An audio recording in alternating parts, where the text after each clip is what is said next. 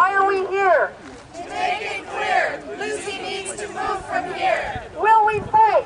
All right, Lucy deserves a better life. If you really love Lucy, You'd let her go. just do the right thing. Surely you must know that Canada is no place for an elephant. Why move Lucy? it's easy to see, sad, lonely, and wanting to be free. Hi. Hi. Wow, what a turnout. Wonderful turnout. Yeah. Wonderful. And you want to explain why it's such a huge turnout?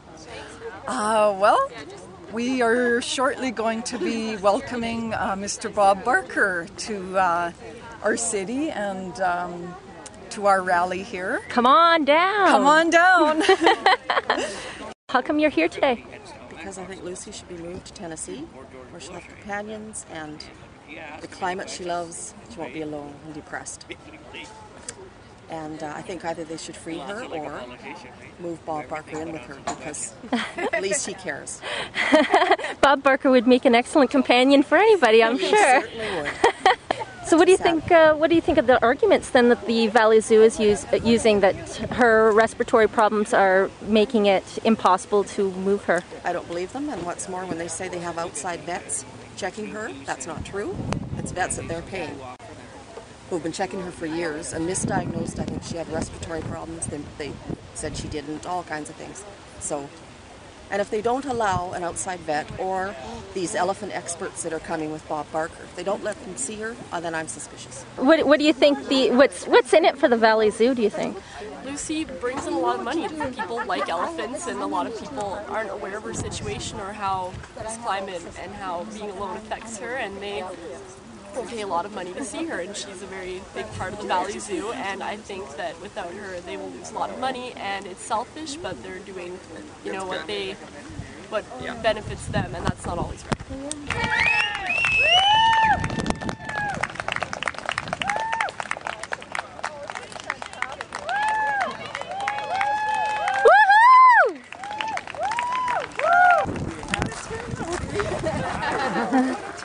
Oh, it's great. Yes. Yes. Thanks for coming. Thank you so much. Oh, I'm delighted to be here. And you heard the good news that the zoo has announced that they will not have any elephants in the future. They want to keep Lucy, unfortunately, and we're going to try to talk them out of that. But they are not going to have any more elephants in the future. So that's good news. That's something. Thank you very much for coming out. I'm sure that you'll be very impressive when they come in. They're on their way over here, some of them are. And some of the people who spoke are here, I think. Well, of course, here, Julie was a sensation. This is Dr. Dan Fumani here in the black shirt. He was a sensation. And this is Ed Stewart from PAWS Sanctuary. He told them how wonderful it would be for Lucy to be there in the sanctuary. And Joyce. And Dr. Joyce Poole here. She was terrific. All right. Make me look as young as you can. We'll Photoshop you. The further away you are, the better I look. Okay, so this is very impressive to me that we have the actual Dr. Joyce Poole here to speak with today. I know that Bob Barker has attracted a lot of attention, but I think you are the piece de resistance of today's rally. I have been studying elephants in the wild for 34 years, associated with the Amoseli Elephant Research Project, which is the longest study of elephants in the wild. I've did detailed studies of must and male-male competition for my PhD work years ago, and since then I've been studying elephant communication and social behavior. Well, I think, Lucy is kind of a symbol of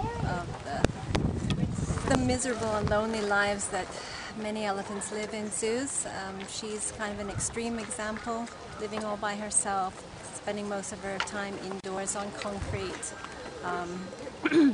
in a cold climate. So I think she's a good example for us to bring out the difficulties that elephants are facing.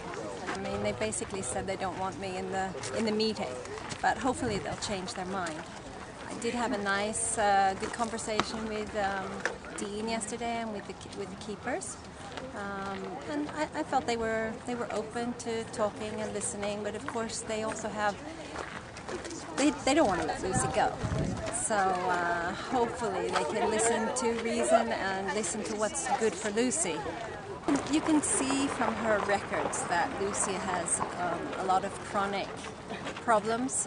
She started getting arthritis when she was only 14 years old.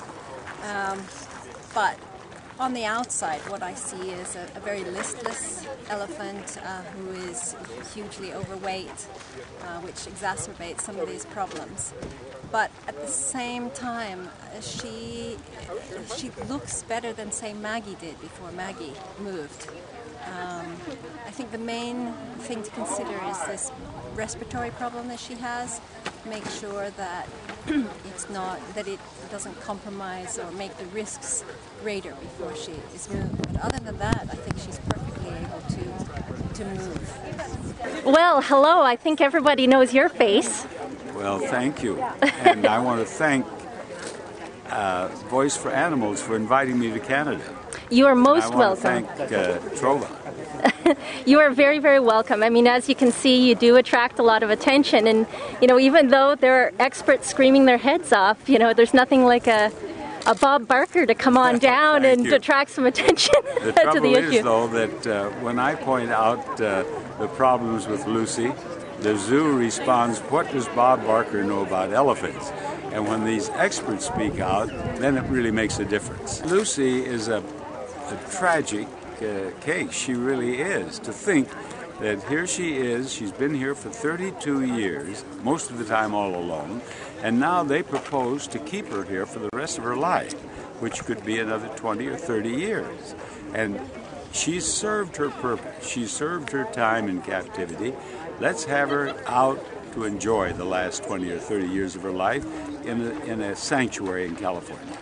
The zoo announced today that they're not going to have any more elephants after this. It's a step forward in the right direction, isn't it? Huge step forward, and also it puts the zoo in that situation where they're going to have to come in compliance with the law.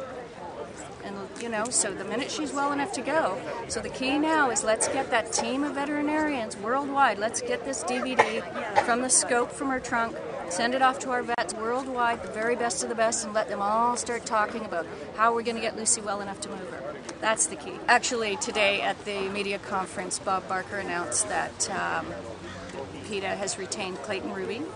He is the best Canadian lawyer.